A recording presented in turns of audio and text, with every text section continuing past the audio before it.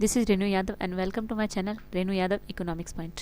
तो आज हम लोग डिस्कस करने वाले हैं इंटरनेशनल ट्रेड्स का बेस क्या है, आधार क्या है।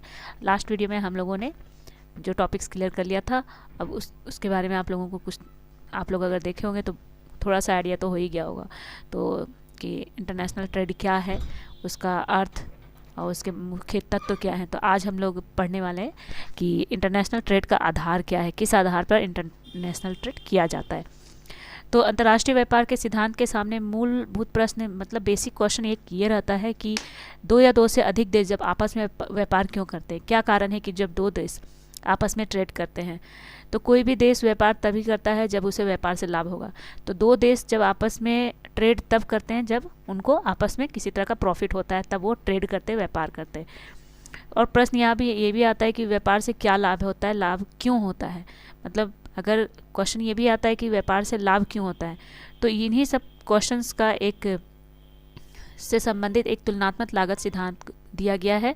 और प्रतिष्ठित अर्थशास्त्रियों ने मात्र श्रम को ही उत्पादकता का साधन माना है। विभिन्न देशों के बीच श्रम उत्पादकता के अंतर को ही व्यापार का कारण कहा जाता है।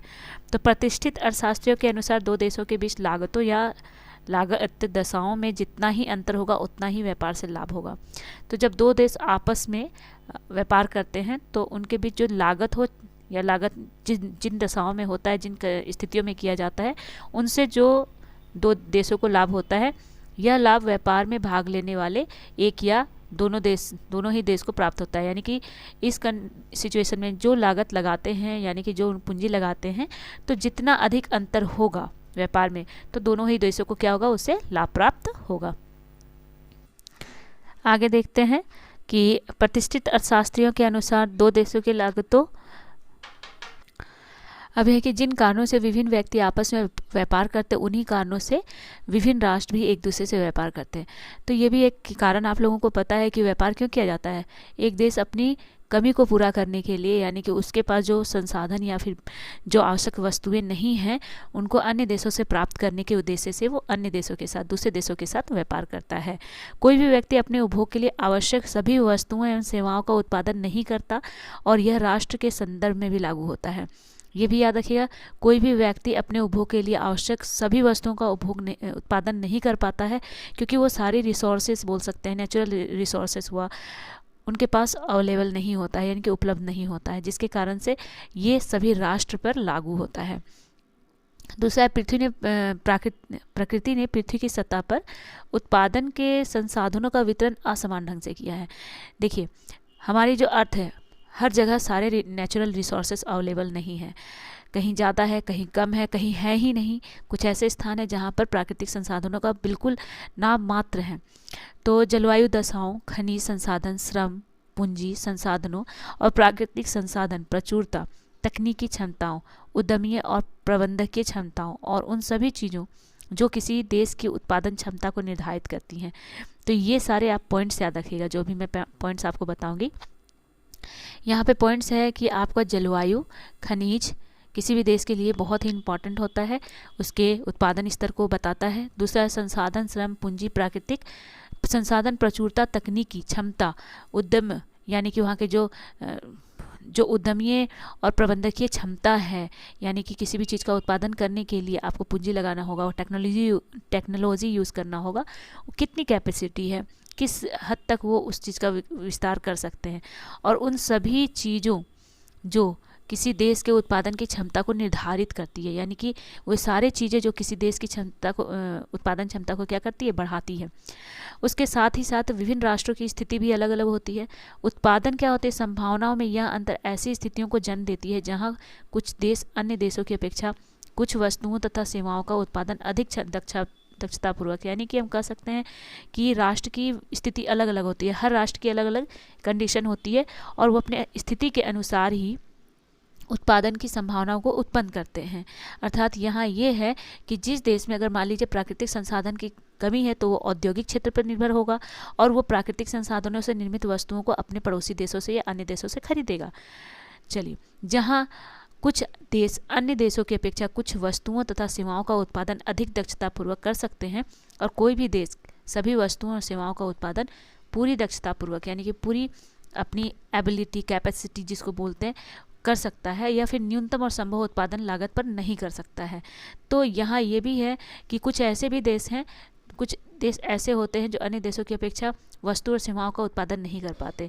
मतलब जिस तरह से एक अच्छा टेक्नोलॉजी का प्रयोग करके एक देश अच्छा उत्पादककर्ता बन जाता है, कुछ देशों में ऐसी दक्षता नहीं पाई जाती है। वैसे टेक्नोलॉजी की कमी होती है, या फिर बोल सकते हैं नॉलेज की कमी होती है, वहाँ पे उतना प्रोग्रेस नहीं हो पाता है, डेवलपमेंट नहीं होता है, जिसके कारण से ये सारी संभावनाएं, कमियां देखने को मिलती हैं। नेक्स्ट हम लोग आते हैं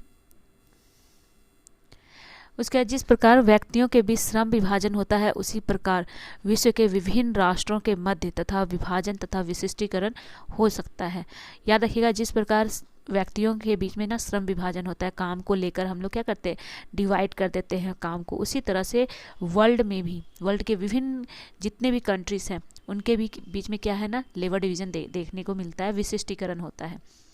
उसके बाद और एक चीज़ है कि एक राष्ट्र उस वस्तु या सेवा के उत्पादन में विशिष्टता हासिल करता है जिसमें कि वह अन्य देशों की अपेक्षा उत्पादन में श्रेष्ठ होता है। हाँ, एक चीज़ ये भी देखने को आप लोग को मिलेगा इंटरनेशनल ट्रेड में कि एक राष्ट्र क्या करता है ना, एक वस्तु या सेवा का उत्पादन में बहुत विशिष्ट होता है, जिससे कि वह अन्य देशों में क्या करता है, उत्पादन में सबसे ज़्यादा श्रेष्ठ माना जाता है। अब देखो, आपको मैं बताती हूँ, जैसे एप्पल आईफोन जिस कंट्री में बनती है एप्पल आईफोन, तो क्या वो एप्पल आईफोन किसी और कंट्री में बन सकती है? नहीं। तो कोई भी एक कंट्री अपनी एक वस्तु के उत्पादन में बहुत ही ज़्यादा क्या होती है, श्रेष्ठ होती है। अभी तो टेक्नोलॉजीज़ बहुत ज़्यादा डेवलप हो चुके हैं और हर कंट्री चाहता है कि वो ज़्यादा से ज़्यादा क्या हो, अन्य कंट्री से भी ज़्यादा वो विकसित हो। अब वस्तुओं और सेवाओं के विनिमय से प्राप्त होने वाला लाभ ही अंतर्राष्ट्रीय व्यापार का आधार है। अगर कोई पूछे कि व्यापार का आधार क्या, अंतर्राष्ट्रीय व्यापार का आधार क्या है, तो दोस्तों इसमें ज़्यादा कंफ्यूज होने की ज़रूरत नहीं है। बस इतना याद रखिएगा कि वस्तुतः अगर कहा जाए कि वस्तुओं तथा सेवाओं के विनिमय से, यानी कि व्यापार से जो भी लाभ प्राप्त होता है, उसी को ही हम लोग अंतर्राष्ट्रीय व्यापार का आधार कहते हैं। और अगर कोई लाभ ही प्राप्त नहीं होगा तो हम व्यापार क्यों करेंगे, तब ट्रेड होगा ही नहीं। तो ट्रेड का मतलब होता है कि हम व्यापार कर रहे हैं तो हमको उससे लाभ होना चाहिए, अगर नहीं हो रहा है तो लाभ नहीं मिल रहा है तो व्यापार नहीं होगा।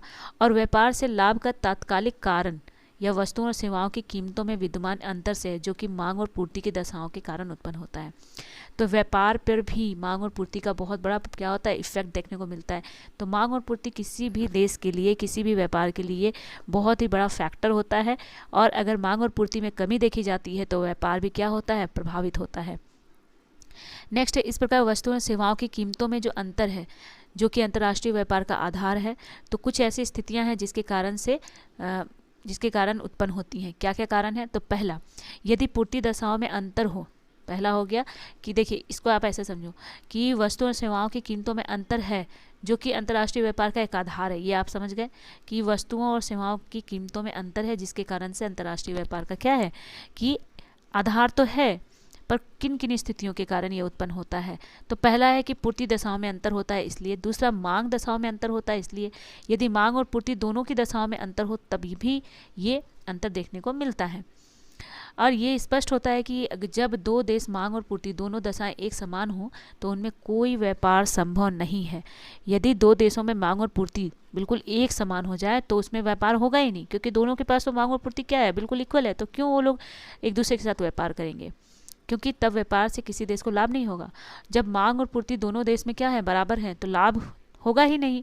लाभ तो तब होगा ना जब किसी के पास कम मांग हो और किसी के पास ज़्यादा पूर्ति हो, तब लाभ होती है। चलिए आगे देखते हैं।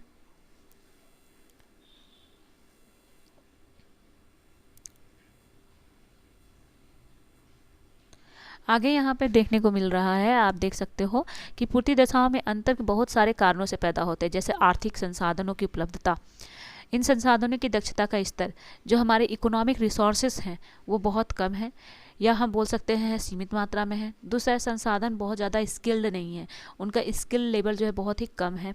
उत्पादन के में प्रस्तुत तकनीकी, यानी कि जो टेक्नोलॉजी का प्रयोग किया गया है वो ज़्यादा से ज़्यादा डेवलप नहीं है। और श्रम की योग्यता, साधन गहनता आदि, ये सारे जो फैक्टर्स हैं या कारक हैं जो पूर्ति की दशाओं में बहुत सारे अंतर या कारण पैदा करते हैं। उसके बाद है वास्तव में पूर्ति पक्ष राष्ट्रों के बीच में साधन संपन्नता और उत्पादन क्षमता के अंतर को बताता है। ये याद रखिएगा कि ये जो हमारा पूर्ति पक्ष है वो क्या बताता है, राष्ट्र के बीच साधन संपन्नता उत्पादन दक्षता के अंतर को बताता है।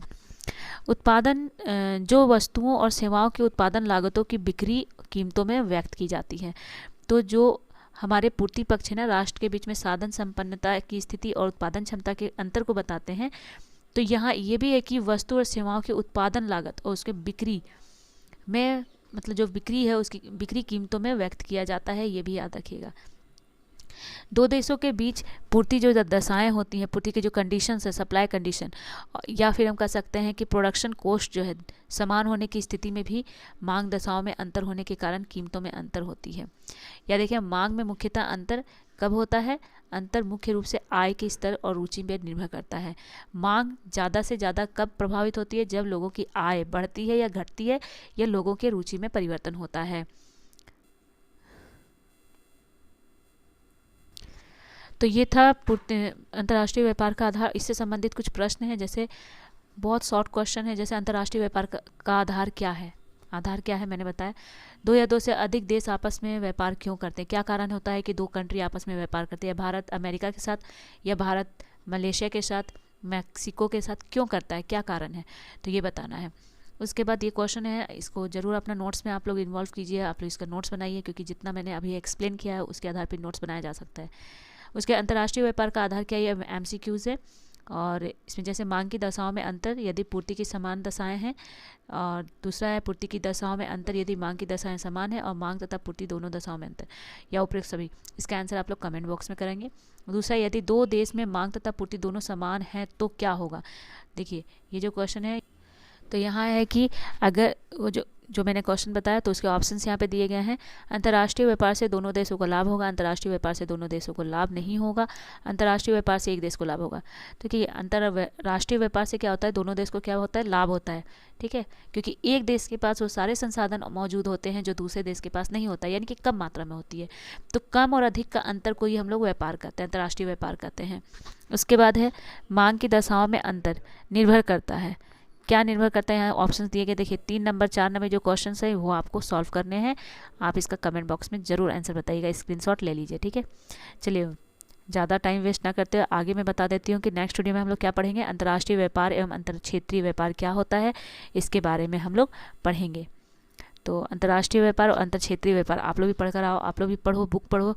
और मैं इसलिए बुक्स पढ़ा रही हूँ क्योंकि इंटरनेशनल ट्रेड का बेस जानना बहुत ज़रूरी है, ताकि आपको ये आइडिया रहे कि इससे रिलेटेड जो भी क्वेश्चंस आएंगे, स्पेशली पीजी के स्टूडेंट्स जो हैं, एमए के जो स्टूडेंट्स हैं, उनको एक बेनिफिशियल वीडियो है ये, क्योंकि वो बुक्स रीडिंग नहीं करते। और मेरी कोशिश है कि मैं बुक के थ्रू पढ़ाकर आपको वो सारे टॉपिक्स क्लियर कराऊँ जो आपके एग्ज़ाम्स में पूछे जाते हैं। आई होप ये वीडियो आपको पसंद आएगा, और आगे भी मैं ये वीडियो लेकर आऊँगी। इसके लिए प्लीज़ मेरे चैनल को आप सब्सक्राइब करें, और साथ ही साथ अपने दोस्तों के साथ शेयर भी करें। थैंक यू, और कमेंट भी करें प्लीज़।